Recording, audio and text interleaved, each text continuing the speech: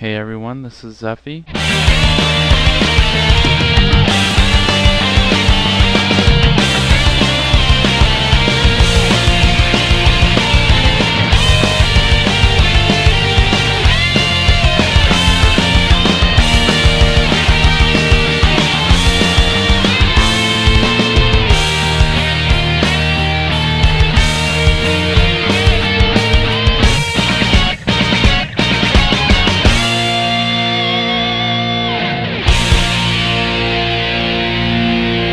Hola, ¿cómo estás, mi amigos? This is Zeffy back for another Kingdom Hearts card review.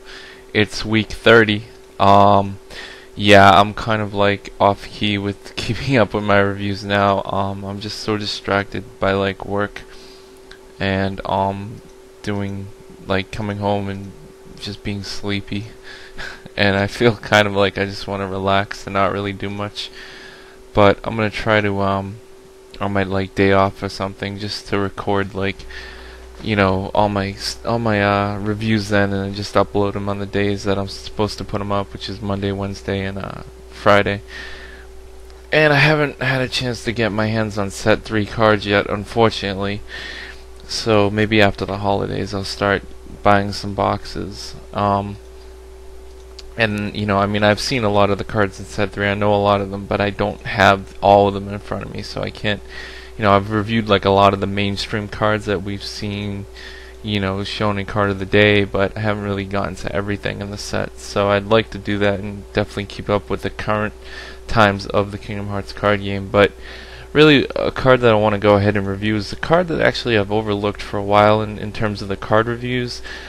Partially probably because I haven't really played around with it too much, in the sense that I actually haven't owned one for too long. I actually got one from Roxas. He gave it to me back in like October when I was actually hanging out with him. And that's Chip 'n Dale level 0, plus 0 support value, 0 magic value. It's a limit 1, and the effect reads, Maintenance. You may take this card from your friend area and discard it. If you do so, add all discarded cards into your deck and shuffle it. This card is removed from the game. Chip 'n Dale is one of those like really unique utility cards that you see. Different card games have cards like this that you use as a utility more than really anything else. I mean, this card is not going to serve any other purpose except be fodder to a Simba or a gravity spell, if so be it. But really, it's one of those like, it's a card that you can't take for granted. It's a card that's not for everybody. It's a card that like you don't want to just like be like, well, I should just run it because it's good. No, I mean, yeah, you do, but don't just have that attitude about it. You should like really think about your strategy, and if you're really gonna maximize its playability, because I find that if you just take it and throw it in your deck but you never use the effect, or never use the effect properly, it's just gonna be like, oh, I need it because it's good. I could shuffle my deck faster, and like if you just like throw it in and then like you just keep it on the field and you're like, oh, I don't want to do it now, it's too early, or you just don't think to do it, and then you skip over it, it just sits there, and it really just ends up wasting a slot in your deck, and you like end up really not making it very effective. The best kind of deck really to use that for would be a deck that's very fast, very speedy. You're burning through a lot of cards, and you want to get like your powerhouse cards back into your deck. I mean, I remember back in like set 2, when you're running the whole like Stopra and the Ducks, and just like burning through so many cards and slowing your opponent down, Chip 'n Dale would just let you like reshuffle and get even more card advantage after you go through your Stoppers or your Donalds or your Simbas, just to keep up with maintaining board presence and really maximizing your advantage over your opponent versus what they're doing, because they're going to be so much slower than you anyways. But if you just reshuffle all your advantage back in your deck, you're just going to keep that momentum going. And really, with set 3, it's going to take a lot of thinking, because we have so many more cards, so many more deck variants. You're gonna have to look at really how effective Chip 'n Dale can be for you. It's not a card, again, you don't like King Mickey is a card that everybody should run, period, if they're running light, because it's amazing, it's broken, it's crazy. But Chip 'n Dale is not in the same league as Mickey, believe it or not. It is a card that you have to really strategically like grasp. How am I going to actually use this card? What am I going to use it for? You don't want to just, again, it's not to look at, oh, that card has a great effect. Yes, it does have a great effect, but you don't want to just be like, I'm just going to throw it in because I think it's going to help me. and then you like end up really not understanding how to use it properly.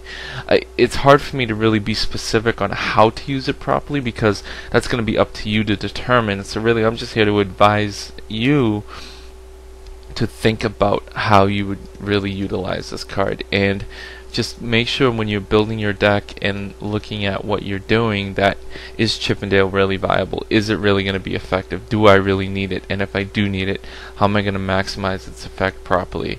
And then just play test with it and see what it does for you. I mean, if you end up like using it and it really doesn't create such a big impact, then maybe you don't need it, depending on how your deck play, the way your deck plays out, you know, your deck strategy and your play style. It's not going to be for everybody. So just be forewarned of that, you know. But if you really utilize it and you're like burning through cards, or you know, you build a deck that is geared to be very fluid, but you know, if you're running out of steam, Chippendale will definitely help you recycle back into some of your cards that you've already burned through. It's definitely very effective, but you know, some decks out there just won't need it, and some decks, some people are gonna have that attitude that, oh, I just need it, and they throw it in and then they use it at the wrong times, and it just doesn't do anything for them. They're like, oh, it's terrible, and then they cut it out, and that's bad too. That's, you know, that's worse than people trying to use it for, like, you know, like who need it and don't use it. It's worse to have it in there and use it when you don't need it than to just not use it at all, because if you don't use it at all, you probably have something else in place of it, and at least that may be a playable card at the time you need it. But if you throw it in your deck and you misuse the card, you're not going to win, you're not going to be effective, you're not going to be successful. So just look at Chippendale carefully. It is a nice effect. It can be difficult to use. It's situational. It can be, has a lot of potential to be situational, and it may not do anything for you sometimes.